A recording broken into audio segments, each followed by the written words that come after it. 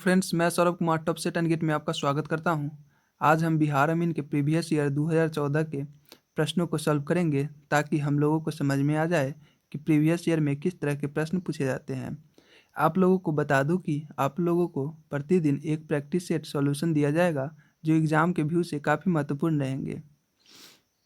तो चलिए अपने वीडियो की तरफ। वीडियो पसंद आए तो लाइक, सब्सक्राइब एंड शेयर जरूर करें। पहला क्वेश्चन कह रहा है, आर्थिक मामलों की मंत्रिमंडलीय समिति की अध्यक्षता कौन करता है? तो ये जो है प्रधानमंत्री द्वारा आर्थिक मामलों की मंत्रिमंडलीय समिति की अध्यक्षता प्रधानमंत्री द्वारा किया जाता है। ऑप्शन नंबर 3 आपका सही हो जाता है। नेक्स्ट क्वेश्चन की तरफ बढ़ते हैं। क्वेश्चन नंबर 2 कह रहा है, माउंट एवरेस्ट पर चढ़ने वाली सबसे कम उम्र यानी 19 साल की महिला इनमें से कौन है? हेलेन किनुथिया, कृष्णा पाटिल, एना जेरविंसा और डिकी डोलमा। तो ये जो थी डिकी डोलमा, जो 19 साल की महिला थी, सबसे कम उम्र की थी, जो कि एवरेस्ट पर चढ़ने वाली महिला बनी। नेक्स्ट क्वेश्चन की तरफ बढ़ते हैं। क्वेश्चन नंबर 3 कह रहा है आपका, अंतर्राष्ट्रीय न्यायालय के अध्यक्ष बनने वाले पहले भारतीय कौन थे? तो ये जो थे नागेंद्र सिंह थे, यानी ऑप्शन नंबर 3 आपका सही हो जाता है।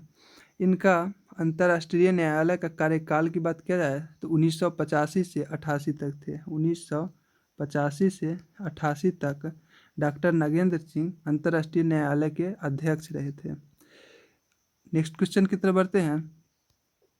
क्वेश्चन नंबर 4 कह रहा है आपका कि डैश की आवश्यकता खातों का उपयोग बिलों का भुगतान और एक खाते से दूसरे खातों में धन हस्तांतरण करने में होता है। तो ये केंद्रीय कंप्यूटर से जुड़ी हुई बैंकिंग व्यवस्था यानी कि ऑनलाइन बैंकिंग। आपका ऑप्शन नंबर 1 सही हो जाता है। नेक्स्ट क्वेश्चन की तरफ बढ़ते हैं। क्वेश्चन नंबर 5 देख लेते हैं। कह रहा है, शब्द की उत्पत्ति का अध्ययन क्या कहलाता है या कहलाता है? तो शब्द की उत्पत्ति का अध्ययन है वो कहलाता है एटिमोलॉजी, यानी ऑप्शन नंबर 2 आपका सही हो जाता है। नेक्स्ट क्वेश्चन की तरफ बढ़ते हैं। क्वेश्चन नंबर 6 कह रहा है, भारत में सिंचित भूमि का प्रतिशत कितना है? तो भारत में सिंचित भूमि का प्रतिशत 20% है। ऑप्शन नंबर 3 आपका सही हो जाता है। नेक्स्ट क्वेश्चन की तरफ बढ़ते हैं। क्वेश्चन नंबर 7 कह रहा है, भारत की सबसे दक्षिण बिंदु कन्याकुमारी कर्क रेखा के उत्तर में है, भूमध्य रेखा के दक्षिण में है, मकर रेखा के दक्षिण में है, भूमध्य रेखा के उत्तर में है। तो ये जो है भूमध्य रेखा के उत्तर में, ऑप्शन नंबर 4 आपका सही हो जाता है। बात कर लेते हैं इसको, अगर हम जानते हैं विस्तृत से, तो ये हुआ पृथ्वी है। यहाँ से जो है आपको ये लाइन जो है, ये रेखा जो है, ये है आपका भूमध्य रेखा। कौन है? भूमध्य रेखा। भूमध्य रेखा है। ऊपर से जो है एक रेखा गुजरती है, ये हो गया कर्क रेखा। कर्क रेखा ये होती है, और ये नीचे से जो एक रहती है उसको नाम रहता है क्या? मकर रेखा। मकर रेखा। भारत जो है वो कर्क रेखा यहाँ पे भारत है, यानी कि कर्क रेखा के बीचों बीच भारत स्थित है। तो यही प्रश्न कर रहा है, भारत की सबसे दक्षिण बिंदु कन्याकुमारी की बात कर रहा है।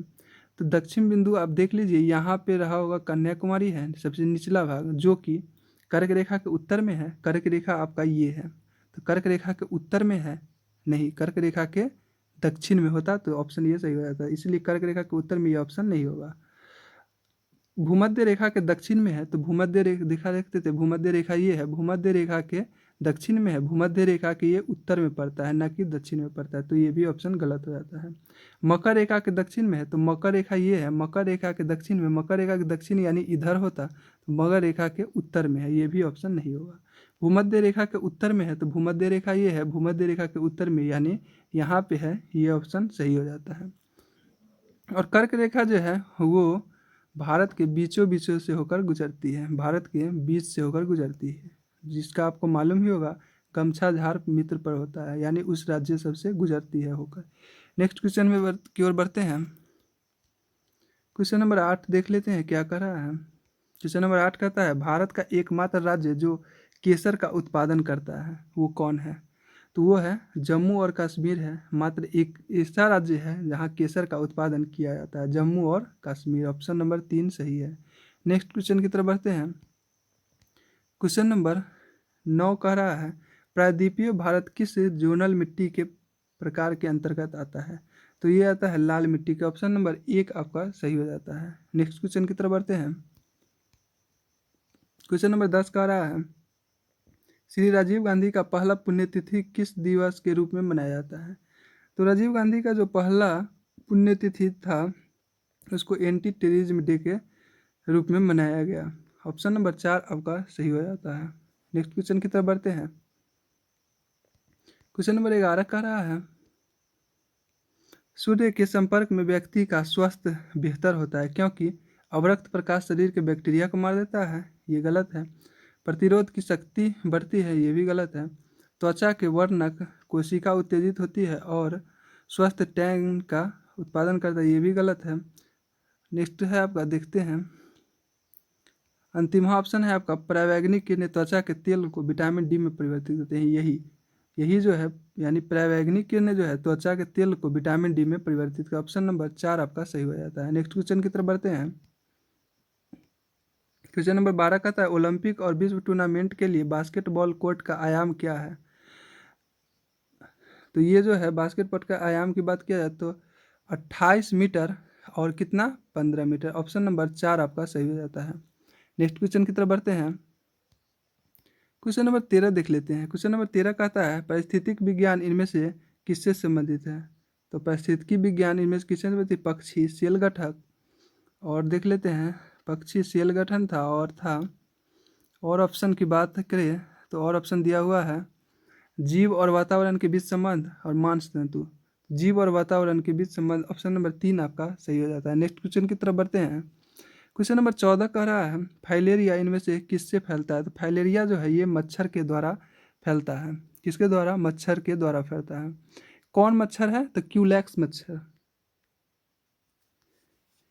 क्यूलैक्स मच्छर के द्वारा फाइलेरिया जो है वो फैलता है। और फाइलेरिया रोग में जो होता है हाथ पैर जो होता है उसमें बहुत ज़्यादा सूजन हो जाता है। नेक्स्ट क्वेश्चन की तरफ बढ़ते हैं। क्वेश्चन नंबर 15 देख लेते हैं क्या कह रहा है। 15 कह रहा है DRDL का पूर्ण रूप क्या है। तो DRDL का पूर्ण रूप डिफेंस रिसर्च एंड डेवलपमेंट लेबो, department of research and table laboratory, differential research of documentary laboratory, इनमें से कोई नहीं। तो DRDL का पूर्ण रूप डिफेंस रिसर्च एंड डेवलपमेंट लेबो यानी ऑप्शन नंबर 1 आपका सही हो जाता है। नेक्स्ट क्वेश्चन की तरफ बढ़ते हैं। क्वेश्चन नंबर 15 देख लेते हैं। कह रहा है भारत में प्रवाल भित्ति कोरल रीफ जिसे कहा जाता है वो पाई जाती है कहाँ। उड़ीसा के तटीय क्षेत्र में, वाल्टायर में, रामेश्वर में, त्रिवेंद्रम में। तो रामेश्वर में पाया जाता है यानी 16 का 3 ऑप्शन नंबर सही हो जाता है। जान लेते हैं कि प्रवाल भित्ति का निर्माण के बारे में। प्रवाल भित्ति आखिर होता क्या है। तो प्रवाल भित्तियों का जो निर्माण होता है वो सागरीय जल जीव मूंगे या कोरल लैपसिप के अस्थि के समेकन तथा संयोजन द्वारा होता है। नेक्स्ट क्वेश्चन की तरफ बढ़ते हैं। क्वेश्चन नंबर 17 देख लेते हैं। कह रहा है फेदोमीटर क्या मापने के लिए प्रयोग किया जाता है। तो फेदोमीटर से समुद्र की गहराई मापा जाता है। ऑप्शन नंबर 3 आपका सही हो जाता है। नेक्स्ट क्वेश्चन की तरफ बढ़ते हैं। क्वेश्चन नंबर 18 देख लेते हैं। कह रहा है पेयजल को शुद्ध करने के लिए फिटकिरी का प्रयोग क्यों किया जाता है। तो मिट्टी के कणों को जमावट के लिए, बैक्टीरिया मारने के लिए, नमक हटाने के लिए, गैसों को दूर करने के लिए। तो पेयजल यानी पानी में जो होता है शुद्ध करने के लिए फिटकिरी का प्रयोग किया जाता है बैक्टीरिया को मारने के लिए। ऑप्शन नंबर 2 आपका सही हो जाता है। नेक्स्ट क्वेश्चन की तरफ बढ़ते हैं। क्वेश्चन नंबर 19 देख लेते हैं। कितने लाल रक्त कोशिकाओं को अस्थि मज्जा हर सेकेंड उत्पादित करता है। तो ये 5 मिलियन को अस्थि मज्जा हर सेकेंड उत्पादन करता है। ऑप्शन नंबर 1 आपका सही हो जाता है। नेक्स्ट क्वेश्चन की तरफ बढ़ते हैं। क्वेश्चन नंबर 20 कह रहा है कि डैश सैकड़े लोगों को पूरे विश्व बांधता है। लैन, वेब, इंटरनेट 1 और 3। तो वेब जो है सैकड़े लोगों को पूरे विश्व में बांधता है। ऑप्शन नंबर 2 आपका सही हो जाता है। नेक्स्ट क्वेश्चन की तरफ बढ़ते हैं। क्वेश्चन नंबर 21 क्या कह रहा है देख लेते हैं। क्वेश्चन नंबर 21 कह रहा है आपका LIC का पूर्ण रूप क्या है, ये पूछा गया है। तो LIC का पूर्ण रूप क्या है? Life insurance corporation. आप में से अधिकांश को मालूम है। ऑप्शन नंबर 2 आपका सही हो जाता है। नेक्स्ट क्वेश्चन की तरफ बढ़ते हैं। क्वेश्चन नंबर 22 क्या कह रहा है BBC का पूर्ण रूप क्या है। आप में से अधिकांश को ये भी प्रश्न मालूम ही होगा कि BBC का पूर्ण रूप क्या है या फुल फॉर्म क्या है? तो बीबीसी यानी कि British broadcasting corporation. Option number 4 आपका सही हो जाता है। नेक्स्ट क्वेश्चन की तरफ बढ़ते हैं। क्वेश्चन नंबर 23 कह रहा है भेल का पूर्ण रूप क्या है? ये आप में से अधिकांश को मालूम ही होगा। भेल का पूर्ण रूप क्या है? भारत हैवी इलेक्ट्रिकल्स लिमिटेड होता है। यानी 23 का 2 ऑप्शन नंबर सही हो जाता है। आप याद रखिएगा, इसमें बहुत कन्फ्यूजन होता है। कितना कन्फ्यूजन में हो जाता है, भारत हैवी इलेक्ट्रिशियन लिमिटेड या इलेक्ट्रिक लिमिटेड भी कभी कभी ऑप्शन में दे दिया जाता है। वही आपको याद रखना है कि इलेक्ट्रिकल्स होगा, इलेक्ट्रिकल भी कहीं लिख देता है तो वो नहीं, इलेक्ट्रिकल्स लिमिटेड। ऑप्शन नंबर 2 आपका यहाँ सही हो जाता है। बात कर लेते हैं भेल की। तो भेल भारत में सार्वजनिक क्षेत्र की इंजीनियरिंग व विनिर्माण की सबसे बड़ी कंपनी है।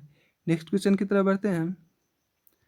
क्वेश्चन नंबर 24 कह रहा है सीबीआई का पूर्ण रूप क्या है? ये भी आप में से अधिकांश को मालूम ही होगा, क्योंकि सीबीआई जो जांच होती है इससे आपको याद आ जाएगा।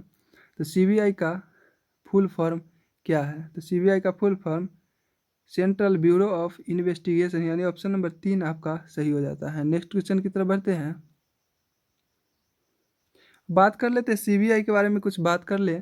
तो सीबीआई भारत सरकार की प्रमुख जांच एजेंसी है। यह आपराधिक एवं राष्ट्रीय सुरक्षा से जुड़ी हुई भिन्न भिन्न प्रकार के मामलों की जांच करने के लिए लगाई जाती है सीबीआई को। नेक्स्ट क्वेश्चन की तरफ बढ़ते हैं। पैन का पूर्ण रूप क्या है? पैन का पूर्ण रूप क्या है, यानी पैन का फुल फॉर्म की बात हो रहा है। तो पैन का फुल फॉर्म क्या है? तो पैन का full form permanent account number, यानी ऑप्शन नंबर 3 आपका सही हो जाता है। नेक्स्ट क्वेश्चन की तरफ बढ़ते हैं। क्वेश्चन नंबर 26 कह रहा है स्निग्ध हाइड्रोकार्बन किससे निकाली जाती है? तो ये जो निकाली जाती है किससे? पेट्रोल से निकाली जाती है। ऑप्शन नंबर 3 आपका सही हो जाता है। नेक्स्ट क्वेश्चन की तरफ बढ़ते हैं।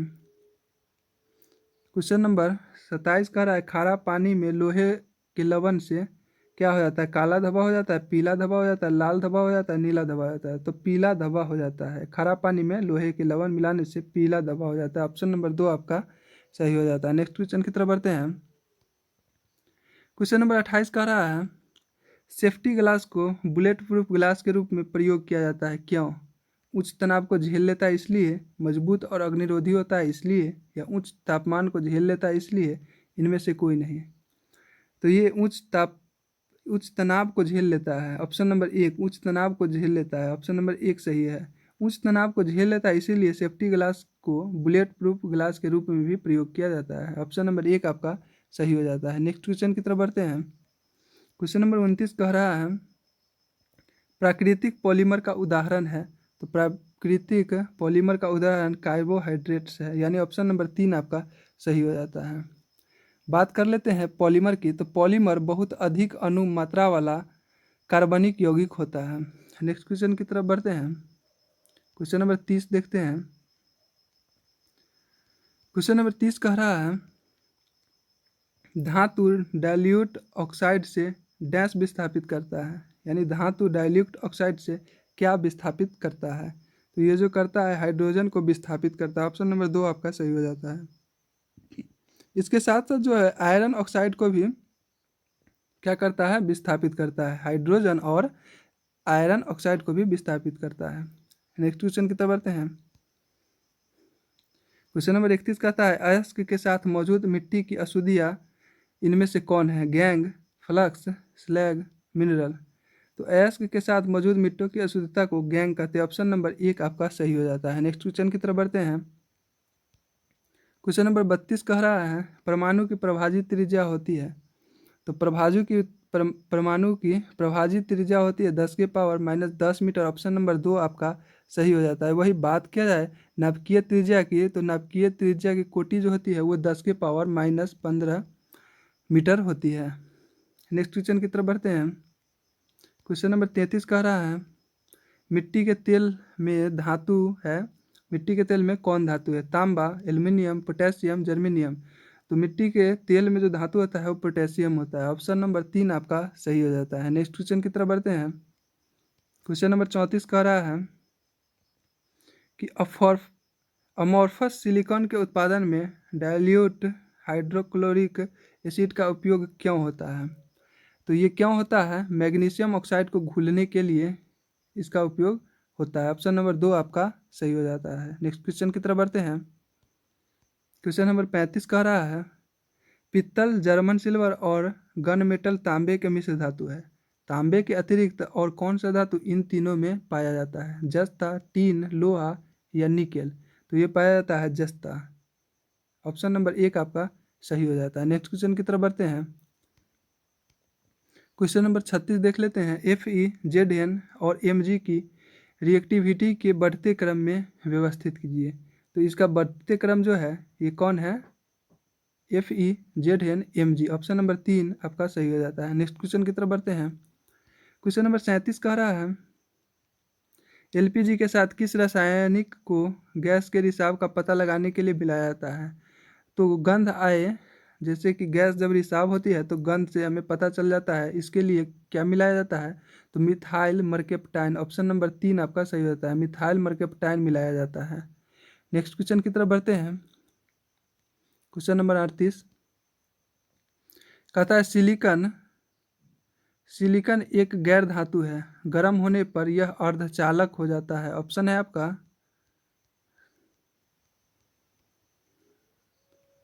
आपका सहसंयोजक बॉन्ड के टूटने से जारी इलेक्ट्रॉनों के कारण, आई ऑक्साइड बॉन्ड के टूटने से जारी से इलेक्ट्रॉनों के कारण, भीतरी कक्षाओं के इलेक्ट्रॉनों की गति के कारण, किसके कारण होता है ये पूछा गया है। तो आपका आंसर जो है वो क्या हो जाएगा? आपका आंसर हो जाएगा सहसंयोजक बॉन्ड के टूटने से जारी इलेक्ट्रॉनों के कारण। ऑप्शन नंबर 1 आपका सही आंसर हो जाता है। नेक्स्ट क्वेश्चन की तरफ बढ़ते हैं। क्वेश्चन नंबर 39 की बात करें तो पर्यावरण का अनुकूल बहुलक का उदाहरण क्या है? तो इसका अनुकूल बहुलक का उदाहरण जो है ये है सेल्यूलोज। ऑप्शन नंबर 4 आपका सही हो जाता है। इसके रासायनिक सूत्र की बात किया जाए तो C6H10O5। याद रखिएगा C6H10 और O5 इसका रासायनिक सूत्र है। नेक्स्ट क्वेश्चन की तरफ बढ़ते हैं। क्वेश्चन नंबर 40 कह रहा है परमाणु प्रतिक्रिया के दौरान जारी ऊर्जा को क्या कहते हैं? तो परमाणु प्रतिक्रिया के दौरान जारी ऊर्जा को न्यूक्लियर एनर्जी कहते हैं। ऑप्शन नंबर 1 आपका सही हो जाता है। नेक्स्ट क्वेश्चन की तरफ बढ़ते हैं। क्वेश्चन नंबर 41 देख लेते हैं। सौर सेल में प्रयोग किया जाने वाला प्रकाश को अवशोषित करने वाला सामग्री कौन है? तो ये जो सामग्री है सिलिकॉन होता है। ऑप्शन नंबर 1 आपका सही हो जाता है। नेक्स्ट क्वेश्चन की तरफ बढ़ते हैं। क्वेश्चन नंबर 42 कह रहा है तकनीक जिसके द्वारा स्थापित किया गया है सूरज मुख्यतः हाइड्रोजन से बना है। तकनीक जिसके द्वारा स्थापित किया गया कि सूरज मुख्यतः हाइड्रोजन से बना है। स्पेक्ट्रम विश्लेषण, रासायनिक विश्लेषण, स्कैनिंग या लेजर विकिरण? तो ये जो किया गया है स्पेक्ट्रम विश्लेषण के द्वारा सूरज मुख्यतः हाइड्रोजन से बना है, ये स्थापित किया गया। ऑप्शन नंबर 1 आपका सही हो जाता है। नेक्स्ट क्वेश्चन की तरफ बढ़ते हैं। क्वेश्चन नंबर 43 कह रहा है एक व्यक्ति मशीन के हिस्से में दोष पता करने के लिए किरणों का गलत प्रयोग करता है। किस किरण का उसे सही प्रयोग करना चाहिए? एक्सरे, परावैंगनिक किरणें, माइक्रोवेव, दृश्य प्रकाश? तो ऑप्शन नंबर 1 यानी एक्सरे का प्रयोग करना चाहिए। ऑप्शन नंबर 1 सही हो जाता है। तो 43 का ऑप्शन नंबर 1 सही है। नेक्स्ट क्वेश्चन की तरफ बढ़ते हैं। क्वेश्चन नंबर 44 देख लेते क्या कह रहा है। 44 कह रहा है एक चुंबक के उत्तरी ध्रुव का लगातार एक कंडक्टर की कुंडली के अंदर और बाहर निकल जा रहा है जो एक गैल्वेनोमीटर से जुड़ा हुआ है। गैल्वेनोमीटर की सुई क्या होगा? तो गैल्वेनोमीटर की जो सुई है वो शून्य के बाएं तरफ जाएगा। ये ऑप्शन भी नहीं होगा, शून्य रह जाएगा। ये भी नहीं होगा, शून्य के दोनों तरफ जाएगा। शून्य के दोनों तरफ जाएगा। ऑप्शन नंबर 2 आपका सही हो जाएगा। नेक्स्ट क्वेश्चन की तरफ बढ़ते हैं। क्वेश्चन नंबर 45 देखते हैं। क्वेश्चन नंबर 45 कह रहा है एक साइकिल चालक के साइकिल के टायर में डायनेमो लगा है और जब वह तेजी पैडल करता है तब डायनेमो में जो बल्ब है वह प्रज्वलित या होकर प्रकाश देता है। क्यों देता है वो, ये पूछा गया है। ऑप्शन देख लेते हैं। ऑप्शन है जब चक्का तेजी से चलता है तब चुंबक में और शक्ति का आ जाता है और विद्युत धारा का प्रवाह तेज हो जाता है। विद्युत धारा का प्रवाह आसानी से तेजी होता है जब साइकिल तेज चलता है। कुंडली के संबंध में और कुंडली बदलता है और अधिक होता है। ऑप्शन देख लेते हैं। और ऑप्शन क्या है, कुंडली घर्षण के कारण गर्म हो जाता है और अधिक विद्युत का उत्पादन करता है। तो ये जो है इसका आंसर कुंडली के संबंध में और अधिक चुंबक बल लगता है और अधिक विद्युत प्रवाह होता है, इसलिए ऑप्शन नंबर 3 आपका सही हो जाता है। अब हम करेंगे गणित एवं तर्क शक्ति के संबंधित सारे प्रश्न, जो कि आपको नेक्स्ट वीडियो में मिलेंगे। तो आज का वीडियो यहीं पर समाप्त होता है, मिलते हैं नेक्स्ट वीडियो में। फ्रेंड्स, आप लोगों को वीडियो पसंद आया हो तो मेरे चैनल को सब्सक्राइब कर दें और अपनी तैयारी में जी जान लगा दें। आप लोगों ने अपना कीमती समय दिया, इसके लिए दिल से धन्यवाद।